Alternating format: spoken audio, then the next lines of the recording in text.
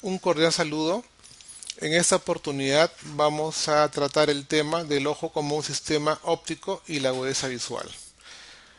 Para esto tenemos que tener presente que vamos a tratar algunas consideraciones generales, qué cosa es dioptría, qué es presbicia, acomodación, formación de la imagen retinal y cerebral, visión de colores y discromatopsias, agudeza visual y ametropías. Nociones generales de estrabismo. Consideraciones generales.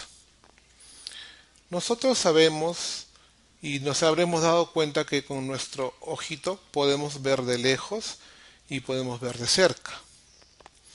Por lo tanto, este ojo tiene esa capacidad de enfocar de cerca y enfocar de lejos. Pero yo, para poder estudiar este ojo, necesito de alguna manera que el ojo esté en reposo. Al hablar del ojo en reposo, nosotros tenemos en consideración que existen dos ejes en el ojo, un eje anatómico y un eje visual. El eje visual está formado por la córnea, el cristalino y la mácula. En cambio, el eje anatómico está formado por la córnea, el cristalino y el nervio óptico. Este ojo, para que esté en reposo, vale decir, no ejerza un efecto de acomodación, necesitamos que la luz ingrese al ojo en forma paralela. Fisiológicamente hablando, se ha considerado que todo cuerpo que emite luz desde una distancia de 6 metros o más, esa luz que llega al ojo, fisiológicamente hablando, está ingresando con rayos en forma paralela. Vale decir, y aquí tenemos una primera premisa, que la evaluación de la visión es a una distancia de 6 metros. Tenemos que considerar que esa luz a rayos luminosos que ingresa al ojo en forma paralela tiene que ser enfocada en la retina a una distancia en promedio de 24 milímetros. ¿Cómo conseguimos que esto ocurra? Tiene que tener el ojo algún objeto que pueda desviar la luz hacia un foco. Para conseguir esto, el ojo tiene dos lentes que veremos más adelante. Un lente es la córnea y el otro lente es el cristalino. Todo lente tiene la capacidad de desviar la luz hacia un foco. Por lo tanto, los lentes tienen un poder. El poder del lente se llama dioptría. Acá vemos una imagen de un ojito en el cual podemos evidenciar la córnea, el cristalino y el nervio óptico. Si trazamos una línea en este eje, tendríamos el eje anatómico. Acá vemos lo que es el eje visual: la córnea, el cristalino y la mácula. Nosotros vemos con la mácula. Por lo tanto, cuando nosotros le decimos al paciente, fije usted un punto o fije usted una imagen, estamos diciendo al paciente que use su eje visual.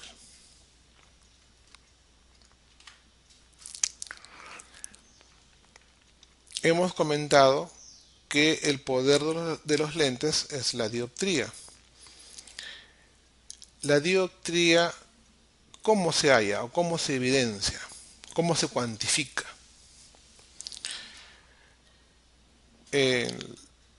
Se dice que la dioptría es la inversa de la distancia focal expresada en metros. Por lo tanto, supongamos que tenemos un lente cuya distancia focal está a 1 metro. El poder de ese lente será la inversa de la distancia focal. vale decir 1 entre 1 metro. 1 entre 1 igual a una dioptría. La dioptría se expresa como con un símbolo que es como un triángulo. Si tengo otro lente cuya distancia focal está a 50 centímetros, sería 1 entre 0.5, que es igual a 2 dioptrías. Si tengo un tercer lente cuya distancia está a 33 centímetros, tendría 1 sobre 0.33 metros igual 3 dioptrías. Con estos tres ejemplos podemos ya considerar que si mi poder dióptrico del ojo lo varío en 3 dioptrías, puedo enfocar a una distancia de 33 centímetros. En cambio, cuando mi ojo está en reposo, que no tengo que ejercer ni un efecto de acomodación, mi ojo estará enfocado en el infinito, que para efectos fisiológicos el infinito comienza a partir de los 6 metros de distancia. Esa capacidad que tiene el ojo de enfocar de cerca se llama acomodación. La acomodación no es ningún defecto de refracción, es algo fisiológico. Ahora, hemos hablado de que el ojo tiene en promedio 24 milímetros de diámetro en su eje anteroposterior. Pero el ojo no tiene la misma distancia todo el tiempo. En un recién nacido, el ojo tendrá menos medida, será más pequeño, posiblemente 22 milímetros o 23 milímetros. Por lo tanto, para que pueda ese ojito más pequeño enfocar la luz en la retina, va a requerir que haya una mayor acomodación. Es así que en el recién nacido, la acomodación puede llegar hasta 10 dioptrías. Y la acomodación depende del cristalino. El cristalino es el lente del ojo que puede modificar su poder. En recién nacido, hasta 10 dioptrías. Lógicamente, cuando la persona va creciendo, el ojo va creciendo. En el adulto, el ojo tiene 24 milímetros y no necesita tanta acomodación para poder enfocar de cerca, porque la distancia promedio de lectura es alrededor de 33 centímetros. Es así que se va perdiendo la acomodación y en el adulto nos queda un remanente de 3 dioptrías. Con lo cual podemos perfectamente enfocar la luz, enfocar los objetos de cerca a 33 centímetros y podemos leer. Pero desgraciadamente en el transcurso de la evolución, con la edad, este cristalino va perdiendo su elasticidad. Y esa pérdida de elasticidad hace que a los 40 años, en promedio, haya perdido una dioptría de acomodación de las 3 que tenía, quedándole solamente 2, con lo cual ya hemos comentado que con 2 dioptrías el foco cercano estaría a 50 centímetros. Esa es la explicación de por qué una persona a partir de los 40 años, para poder ver de cerca, necesita tener que estirar la mano y alejar los objetos cercanos para poderlos enfocar. A los 50 años ha perdido 2 dioptrías. La distancia cercana estará a 1 metro, porque es la única dioptría que le queda de acomodación. Lógicamente le va a faltar brazo y tiene necesariamente que venir el oftalmólogo para medirse la vista para visión cercana. A los 60 años se pierden estas 3 dioptrías y el ojo queda enfocado permanentemente para visión de lejos. Esta pérdida de la capacidad de acomodación con los años se llama presbicia. Y la presbicia es dependiente de la elasticidad del cristalino, y les recalco que no es un defecto de refracción, es un defecto de acomodación. Acá vemos cómo el ojo a rayos de luz paralelos tiene que enfocar a 24 milímetros en la mácula, que eso es lo ideal y así debe ser. Ejemplo de lo que es la dioptría. La luz ingresa en forma paralela sobre este lente que tiene una distancia focal f. La dioptría será 1 entre f, o sea, la inversa de la distancia focal. Si el foco está a 0.5 metros, el poder de este lente será 1 entre 0.5, que es igual a 2 dioptrías.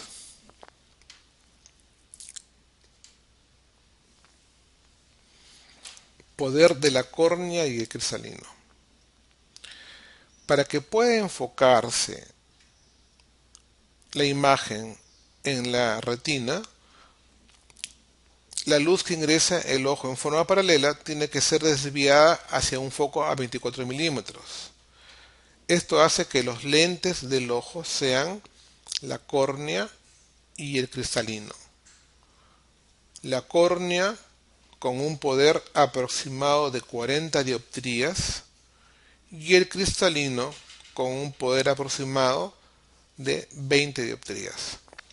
Al estar colocados uno y otro a una distancia entre ellos y al tener diferentes medios de refracción, la conjunción final de este complejo hace que se pueda enfocar la luz justamente en la mácula.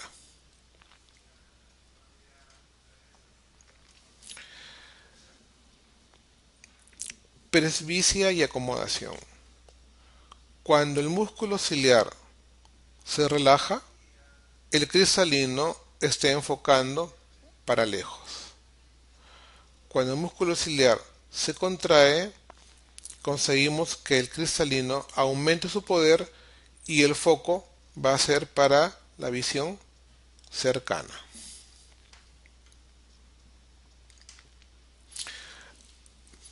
Algunos puntos en consideración, algunos términos.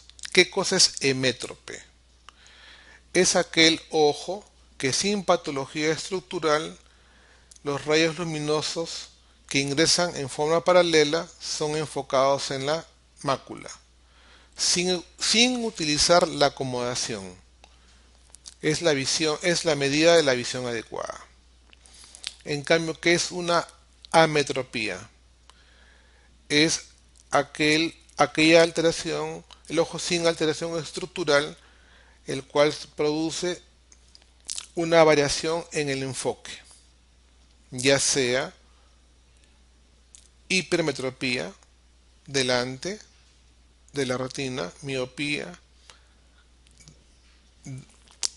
astigmatismo, anisometropía o aniseiconía. Estos términos los iremos explicando poco a poco más adelante. La luz que ingresa en el ojo en forma paralela tiene que estar enfocándose en la retina.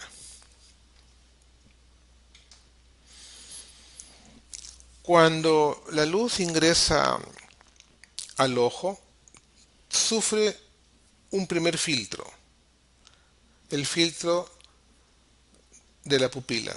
La pupila regula la cantidad de luz que tiene que ingresar al ojo.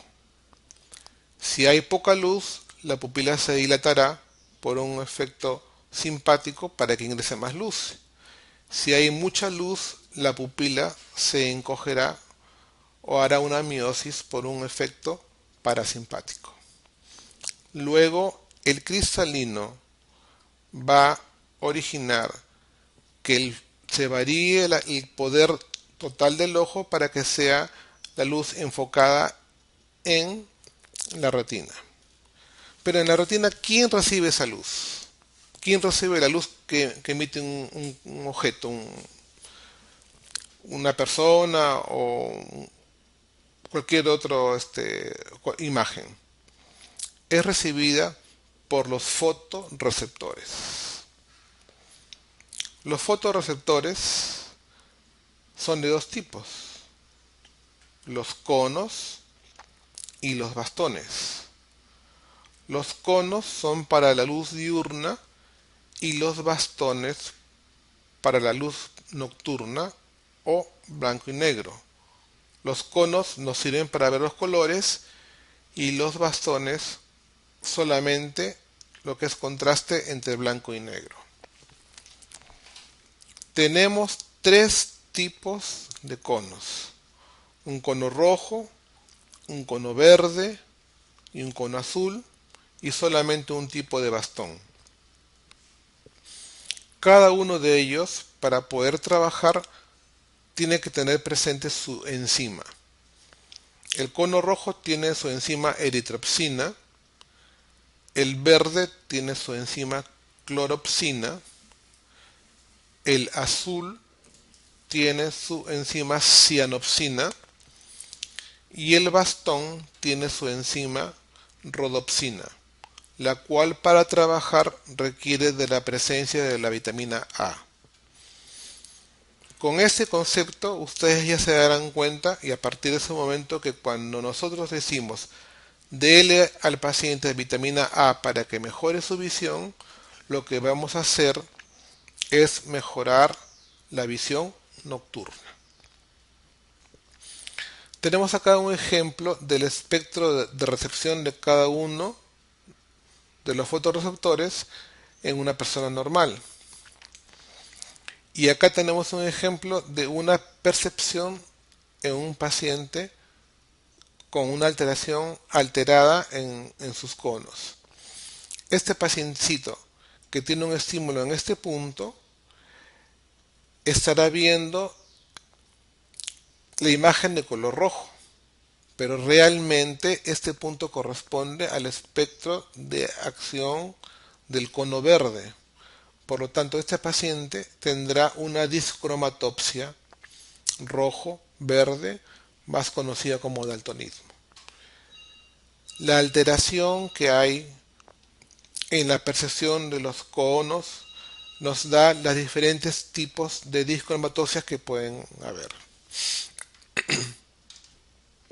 Acá tenemos un ejemplo de la retina con sus diferentes capas.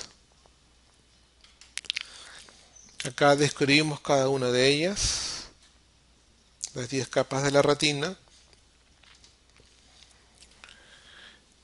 Tenemos 120 millones de conos y solamente 5 millones de bastones. Por lo tanto, somos predominantemente diurnos. Bastones pocos, la visión de noche no es algo que en nosotros sea preponderante. Acá tenemos la anatomía de un bastón, la anatomía de un cono con su segmento externo, interno, su terminal sináptica. Vemos que cada uno de ellos tiene un espectro de recepción. Vemos la retina que tenemos, que en esta imagen vemos que está fijada en dos puntos alrededor del nervio y en la hora serrata.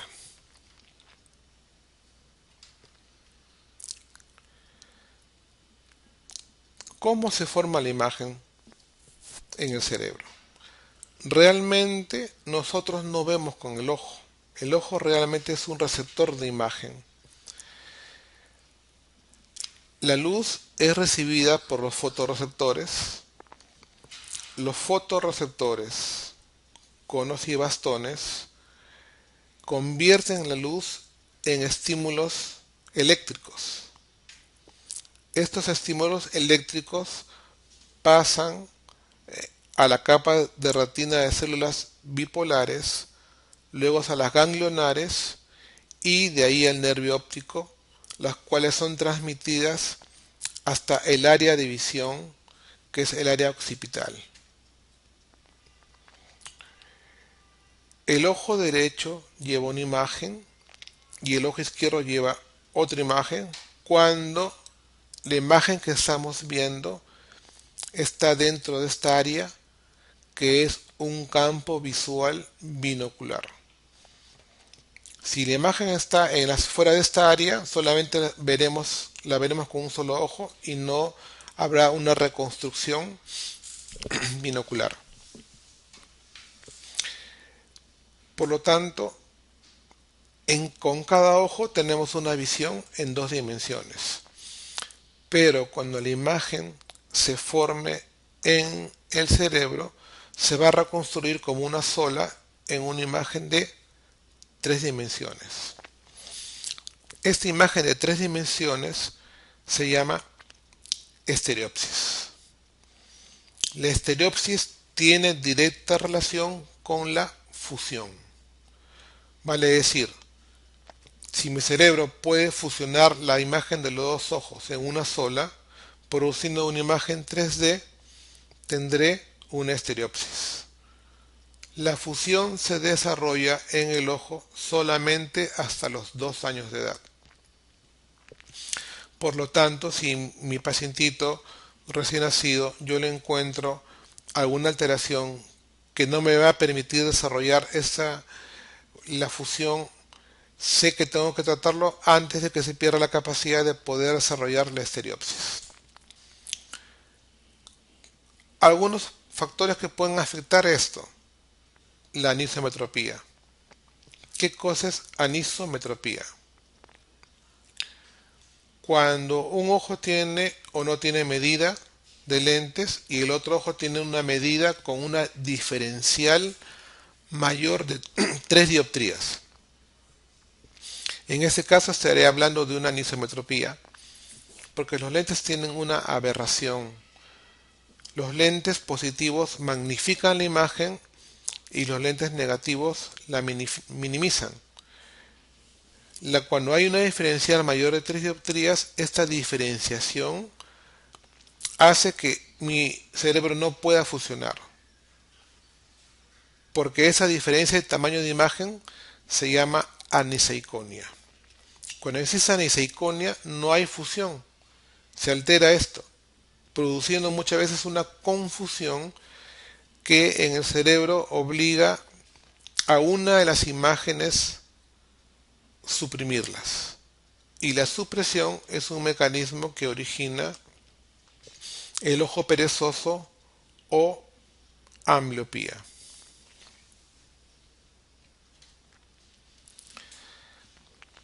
Un ejemplo: una imagen llega al ojo, se forma la imagen y por el cerebro, por el nervio óptico pasa y se reconstruye en el cerebro.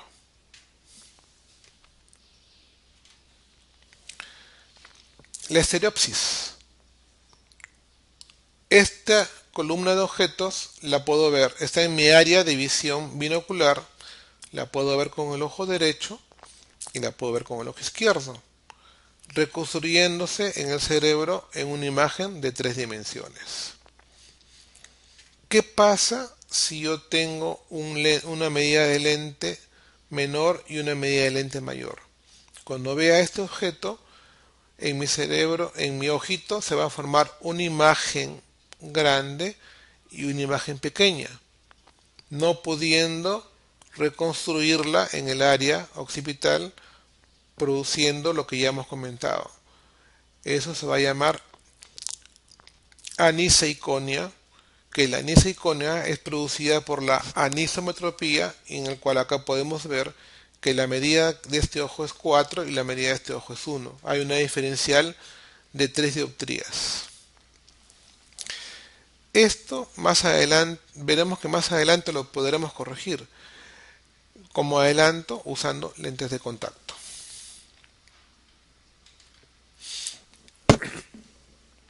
Por lo tanto, la evaluación de la visión es bastante compleja. No solamente es evaluación de cuánto uno ve, lo que es agudeza visual. La evaluación de la visión básicamente incluye cuatro aspectos: la agudeza visual, la estereopsis, la sensibilidad al contraste y la percepción de colores. La agudeza visual, optotipo de Snellen, optotipo de Allen, una distancia, ya hemos comentado, a 6 metros para que pueda el ojo evaluarse en su posición de reposo. Estereopsis, ver si tenemos la capacidad de ver la imagen en tres dimensiones. El test más usado, el test de la mosca. ¿Por qué test de la mosca? Porque generalmente este tipo de evaluación lo hacemos en niños y es mucho más fácil que al ponerse estos lentes el niño pueda ver si esta mosca la ve en tres dimensiones. Le pedimos al niño que coja las alas de la mosca y vamos a ver que el niño va a tratar de coger las alas en el aire, lo que a nosotros nos va a indicar que él tiene estereopsis. Test de sensibilidad al contraste entre blanco, entre blanco y negro para ver cómo están funcionando los bastones. Test de percepción de colores. Ishihara es el más usado. Al paciente le mostramos una imagen que así tenga el paciente alguna alteración con la percepción de colores, lo puede evidenciar para que el paciente sepa cómo es la prueba. Y después le ponemos diferentes láminas para que el paciente identifique una serie de números, y también hay como laberintos para niños que no reconocen todavía números. Percepción de colores. Vamos a comentar ahora un poco lo que es óptica, refracción y ametropías. Ya hemos comentado con lo anterior que el paciente con visión normal ingresan en el ojo los rayos de luz en forma paralela y son enfocados con el ojo en reposo en la retina o mácula. El paciente con miopía, el foco está delante de la retina, dentro de la cámara posterior del ojo. El paciente con hipermetropía, el foco está detrás del ojo. Y el paciente con astigmatismo tiene la presencia de dos focos. En este caso tenemos un ejemplo en el paciente tiene un foco detrás de la retina y un foco delante de la retina. Eso lo iremos viendo. Para poder evaluar y ver las diferentes ametropías, primero tenemos que determinar y saber qué cosa es la agudeza visual. Consideramos que es la capacidad visual de una persona en la cual a 6 metros de distancia es capaz de visualizar una imagen de un determinado tamaño que ya está estipulado, que nos da la visión de 20/20. La evaluación de la agudeza visual requiere que el ojo detecte el objeto, lo descomponga en sus elementos, se transmita a la corteza cerebral y ahí el cerebro pueda compararlo con las diferentes formas que tiene en su memoria. La agudeza visual es función fundamental de los conos y por consiguiente de las células ganglionarias de la retina. Los factores de acomodación y corrección son importantes para la visión cercana. Corrección del enfoque. ¿Qué tamaño de la imagen? Proyectamos una pequeña imagen con un ángulo de divergencia de 5 grados y ponemos un ecran a una distancia de 20 pies. La imagen que se forma es la imagen que vamos a determinar para evaluar al paciente. Si el paciente ve una imagen de 5 grados de arco a 20 pies, tiene una agudeza visual de 20 sobre 20. Yo puedo coger ese objeto y poner un ecran a más distancia. Entonces voy a tener una imagen proyectada a 200 pies, 20-200, proyectada a 100 pies, 50 y así hasta formar mi cartilla de Snellen, en la cual la línea 8 en este ejemplo corresponde a la visión de 20 sobre 20.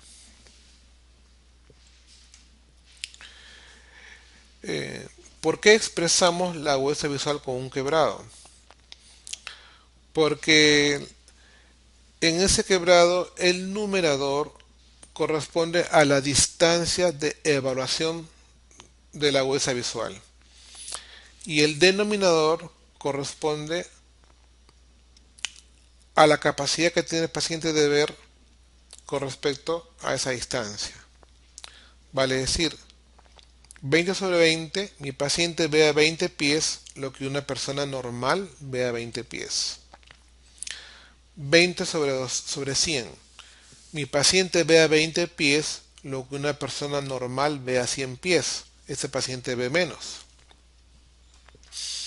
Mi paciente ve a 20 pies lo que uno normal ve a 200. El paciente está viendo mucho menos. ¿Cómo tomar la agudeza visual? Tiene que ser en un ambiente iluminado, con la distancia adecuada, con los autotipos que hemos escogido, tener también un oclusor ocular, tomarla sin lentes, con lentes y con agujeros xenopeicos si el paciente con su corrector no llega a tener una visión de 20 sobre 20. A la vez nos sirven también las cartillas de lectura para determinar la agudeza visual en la visión cercana y evaluar la presencia o no de presbicia, sobre todo en pacientes mayores de 40 años. La cartilla de Snellen es la cartilla más usada para evaluar la agudeza visual. Ya hemos comentado un arco de 5 minutos a una distancia de 6 metros. Esa cartilla nos sirve para evaluar y ver la agudeza visual del paciente. Acá tenemos un ejemplo de cómo medir la agudeza visual haciéndolo más amigable para un niño. Acá vemos el uso del oclusor, en el cual tenemos un montón de puntitos, que es lo que se llama agujero xenopeico, en caso el paciente no tenga una visión de 20 sobre 20.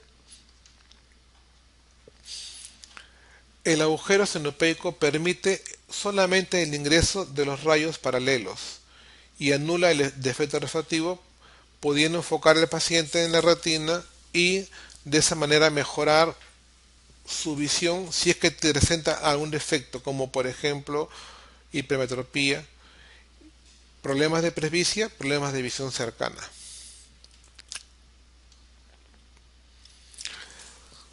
Cuando el paciente tiene una mala agudeza visual y no nos sirven los autotipos para poder evaluar su agudeza, tenemos una evaluación de la agudeza sin autotipos. Ya hemos comentado anteriormente con autotipos. ¿Qué rango de medición tenemos?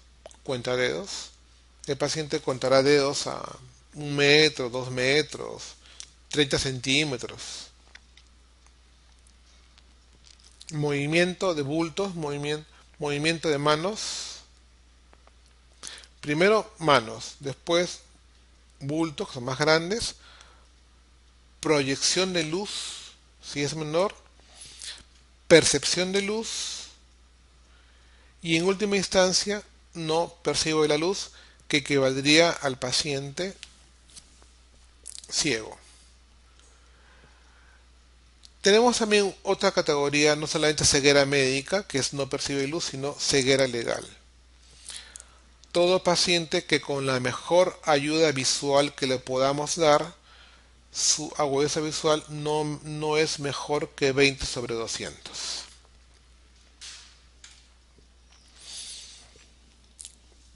Algunos datos. Hemétrope o hemetropía, paciente normal, ve la imagen enfocada perfectamente sobre la retina. Defectos ópticos. Ametropías. Miopía, hipermetropía, astigmatismo. La ametropía, los rayos que vienen del infinito no son enfocados en la retina. Existe una ametropía axial, en la cual el ojo es anormalmente más largo o más corto. Una ametropía refractiva, en la cual el ojo tiene un exceso de refracción, produciendo realmente una miopía, o un inadecuado defecto, produciendo una hipermetropía. ¿Qué es la miopía? Ojo posiblemente más grande en su eje anteroposterior, cuya imagen está enfocada delante de la retina. Esta miopía puede ser óptica o fisiológica o patológica. Fisiológica se da generalmente en el desarrollo y la patológica ya incluye algunas enfermedades que dañan la estructura del ojo. Algunas teorías sobre su formación: hipertensión ocular, uso de acomodación. En este caso de uso de acomodación podemos comentar que en los inicios de los tiempos, las actividades de las personas eran más cazadores, recolectores, visión lejana. En cambio, en nuestra época, las personas tienen más actividad cercana o hacen más uso de acomodación. Entonces, las personas en nuestra generación moderna tienden a tener sus ojos un poco más miopes para evitar hacer uso de acomodación y tener una visión cercana más cómoda. Por lo tanto, muchos jóvenes tienen ya una miopía leve en su adolescencia. También la deprivación visual puede originar una miopía. En los casos de muchos pacientes con ojo perezoso o ojo ambliope generalmente son miopes altos. Existen factores hereditarios para la miopía. Miopías altas, gen recesivo; miopías bajas, gen dominante. Y alteraciones con el metabolismo de la dopamina. Existe una miopía axial. Hay un aumento del diámetro anteroposterior, una miopía de curvatura, relacionada sobre todo con el cristalino. Altera su curvatura y genera mayor poder queratocono, por ejemplo. O miopía de índice, aumento de la potencia de los medios internos en su poder refractivo. Por ejemplo, un paciente diabético deshidrata los medios y aumenta su índice de refracción, convirtiendo a ese paciente en miope. Acá vemos una catarata que también induce a miopía, y acá vemos la alteración en la curva que induce el queratocono.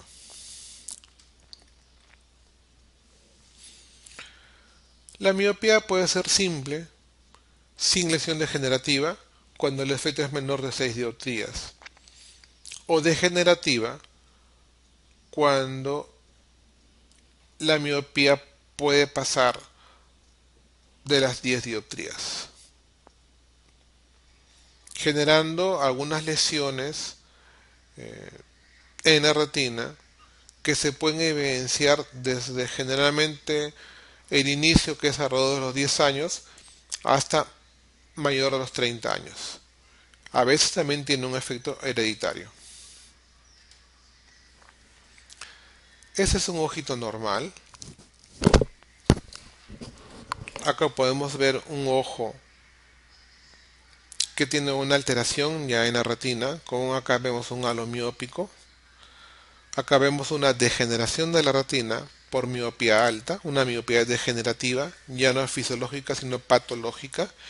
Y acá un desprendimiento de retina con un pequeño agujero en este sector originado justamente por el adelgazamiento de la retina debido a la miopía alta. ¿Cuál es la clínica? Mala visión de lejos, generalmente, y buena visión de cerca. Generalmente los miopes tienen cierta afición a la lectura porque como su visión cercana es la mejor, tienden a hacer todas actividades cercanas. La visión nocturna empeora con los cuadros de midriasis. Puede haber una alteración en la refracción periférica del cristalino que genera más miopía. Y pueden mejorar en algo con la luz, con la onda cercana al azul. Complicaciones de la miopía. Generalmente en la miopía simple no hay mayores alteraciones. En la miopía elevada puede haber un glaucoma pigmentario crónico, puede haber una catarata subvascular posterior, una maculopatía si es mayor de 10 dioptrías la miopía y llegar inclusive al desprendimiento de retina. Podemos corregir la miopía con lentes de montura o lentes de contacto. Lentes de contacto tienen un mejor efecto esférico, estético, pero cuando existe una anisometropía tenemos una indicación verdadera de por qué tenemos que poner lentes de contactos para evitar justamente la aniseiconia. ¿Se acuerdan? Aniseiconia, diferente tamaño de imagen de un ojo, entre un ojo y el otro. La miopía se puede corregir. Tenemos una corrección quirúrgica de la miopía con el excimen láser o con el implante de lentes intraoculares en la cámara anterior. Acá tenemos una corrección con láser, acá tenemos una corrección con un lente en la cámara anterior. ¿Qué es hipermetropía? Los rayos luminosos que vienen del infinito inciden en el ojo y se enfocan por detrás de la retina. Acá vemos la imagen, está enfocada detrás de la retina. No tiene complicaciones graves.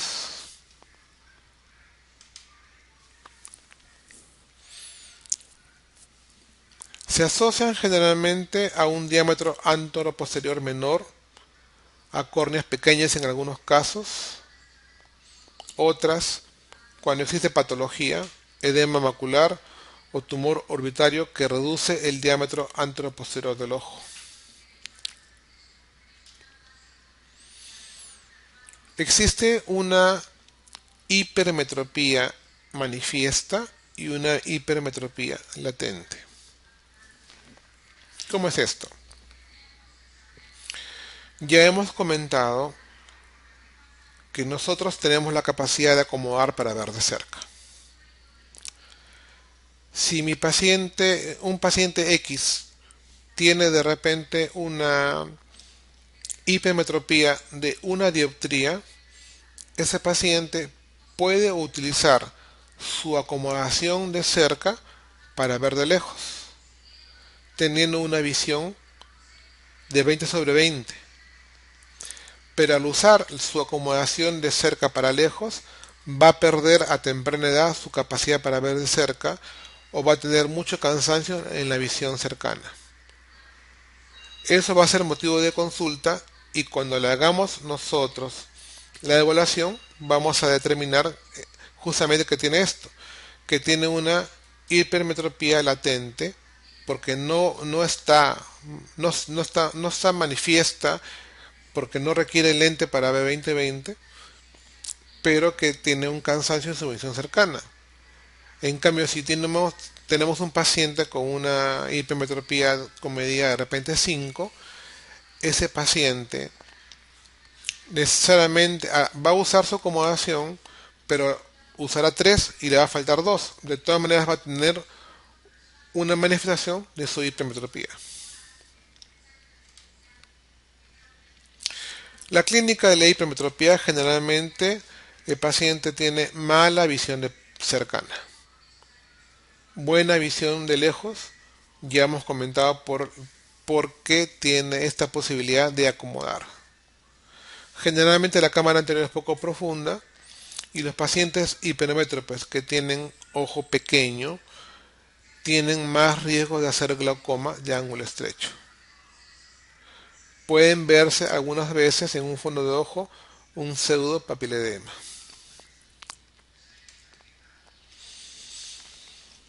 Generalmente en la hipermetropía el niño utiliza la acomodación para ver de lejos.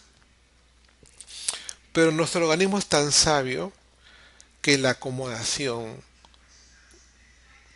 que usamos para ver de cerca está acompañada de una convergencia. Si el niño usa la acomodación para ver de lejos, también se va a generar una convergencia y el paciente va a presentar un estrabismo, en este caso convergente.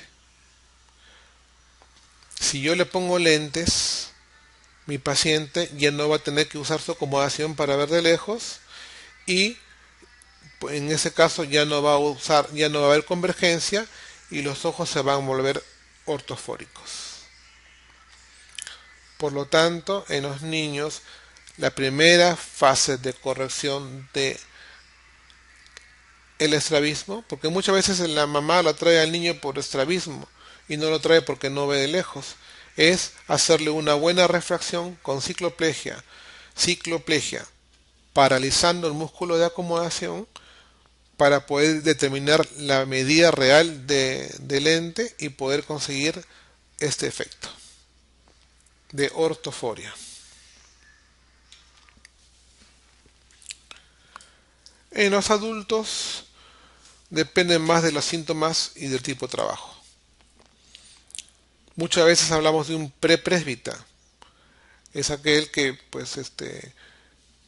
tiene defecto de cerca porque usa pues su hipermetropía para ver de lejos. Muchas veces los lentes positivos son un poco gruesos y los lentes de contacto dan una visión un poquito más estética. También se puede corregir la hipermetropía con cirugía, en este caso de la hipermetropía con excimer láser. ¿Qué es el astigmatismo? La presencia de dos focos. A veces por diferencias en las curvaturas corneales entre el eje de 90 y el eje de 180, produciendo en este caso, como ejemplo, un foco delante y un foco detrás. Puede haber un astigmatismo regular y un astigmatismo irregular. De repente una lesión previa en la córnea me va a originar un astigmatismo irregular. En cambio, una lesión fisiológica de la córnea, un astigmatismo regular. La mayoría de los astigmatismos son de origen corneal.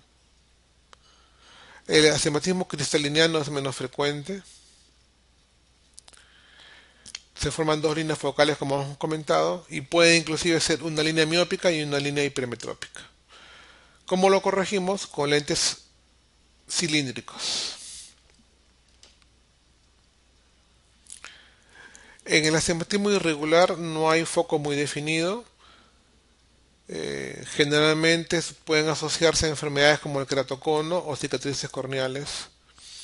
Los lentes de contacto rígidos son la mejor opción para corregir ese tipo de astigmatismo. La clínica depende de la cuantía y del tipo de astigmatismo. Generalmente los defectos altos cursan con mala visión. Y la forma hipermetrópica es una de las principales causas de astenopia acomodativa. ¿Qué es astenopia? El paciente se queja que no ve bien, que él se cansa, dolor de cabeza, malestar, enrojecimiento ocular, astenopia. No, el paciente astímata no ve bien ni de lejos ni de cerca. ¿Cómo lo tratamos? Prescribiéndole lentes con el valor máximo tolerado o lentes de contacto rígidos para corregir los astigmatismos. En algunos casos también se puede hacer un tratamiento quirúrgico con láser, excimer láser. ¿Qué es la acomodación? Ya hemos comentado la capacidad de poder enfocar los objetos cercanos, dependiente de la modificación del poder por el cristalino. La presbicia es el efecto que comienza generalmente a partir de los 40, mucho más manifiesto desde 46 hasta los 60 años, que termina el proceso de pérdida de la acomodación de cristalino. La clínica, fácilmente el paciente se da cuenta que pierde la capacidad para ver de cerca, teniendo que alejar cada vez más los objetos cercanos para poderlos ver en foco. Como recordaris, anisometropía, diferencia de más de 3 dioptrías, 2 a 3 dioptrías entre un ojo y otro. Eso se da entre una visión de un ojo y otro. Aniseiconia, una imagen grande en un ojo y una imagen más pequeña en el otro. Por la anisometropía, diferencial mayor de 3. Eso es lo que vamos a dejar sentado. Afaquia, término en el cual se refiere a que el ojo está sin cristalino o al ojo se le ha extraído el cristalino de repente por una catarata o alguna otra patología. ¿Y qué es refracción? Es el procedimiento para la prescripción de anteojos o lentes de contacto. Prescribimos anteojos para mejorar la agudeza visual, para aliviar los síntomas que provocan los vicios de refracción, para aliviar la sintomatología del paciente, para corregir la anisometropía y corregir, y hemos visto, el estrabismo que pueda producirse. Lentes de contacto usados desde 1930, su mejor indicación es pacientes con queratocono o alteraciones corneales. El lente de contacto es la mejor opción para evitar los problemas de aniseiconia en los casos que hay anisometropía. Actualmente hay lentes rígidos y blandos, monofocales o hasta multifocales. En cuanto a los movimientos oculares,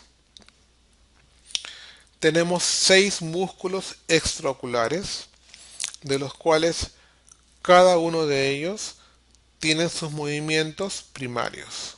Acá en ese cuadro podemos ver que los rectos internos convergen hacia la parte medial, los rectos externos o laterales hacia afuera, el recto superior es hacia arriba y hacia afuera, el recto inferior es hacia abajo y hacia afuera, el oblicuo inferior es hacia arriba y hacia adentro, y el oblicuo superior hacia abajo y hacia adentro. Si yo le digo a mi paciente, por ejemplo, que mire a la derecha, en mi ojo derecho se va a contraer el músculo recto lateral, pero en mi ojo izquierdo se va a contraer el músculo recto medial. Observen que son músculos antagónicos. Si yo le digo a mi paciente que mire hacia la derecha y hacia arriba, se va a contraer el músculo recto superior, en el ojo derecho y se va a contraer el oblicuo inferior en el ojo izquierdo. Son músculos yunta. En cambio, si yo le digo a mi paciente que mire hacia un objeto cercano, voy a conseguir que se contraigan los dos rectos mediales, que son los músculos semejantes. Por lo tanto, con estos ejemplos podemos considerar que la alineación de los ojos y los movimientos oculares con respecto al objeto que queremos ver es muy complejo, requiriendo en algunas oportunidades que se contraigan músculos inversos o músculos contralaterales, en otros músculos yunta, en unos agónicos o en otros antagónicos. Felizmente todo este proceso es guiado por el cerebro y muchas veces lo hacemos en forma involuntaria. Fácilmente nosotros queremos dirigir la mirada hacia un objeto y el cerebro se encarga de ver qué músculos contrae y en qué medida para que podamos ejercer el efecto que deseamos. Pero existe alteración justamente de esos movimientos. Y la alteración de esos movimientos está catalogada como estrabismo. Nociones generales de esto y algunos términos que tenemos que tener en consideración. Ortoforia, ojo normal u ojos alineados. Foria, desviación latente, la cual puede ser exoforia o desviación hacia afuera, o esoforia o desviación hacia adentro, o también llamada endoforia. Eso es latente. ¿Cómo se manifiesta lo latente? Cuando yo rompo la fusión, ¿vale? La rompo tapando un ojo, descubriéndolo con un test de cover and cover. En cambio, la tropia es una desviación permanente y manifiesta. La tropia puede ser exotropia, desviación permanente hacia afuera, esotropia o endotropia, desviación permanente hacia adentro, y también puede haber otros efectos como la hipertropia hacia arriba o hipotropia hacia abajo. Acá vemos esotropia, el ojo alineado, el ojo metido hacia adentro. Exotropia, mi ojo alineado, el ojo con desviación hacia afuera. Hipertropia, mi ojo alineado, mi ojo desviado hacia arriba. Hipotropia, mi ojo alineado, mi ojo desviado hacia abajo. Con esto hemos concluido nociones generales sobre lo que hemos comentado de óptica, refracción y bases sobre el estrabismo. Muchas gracias.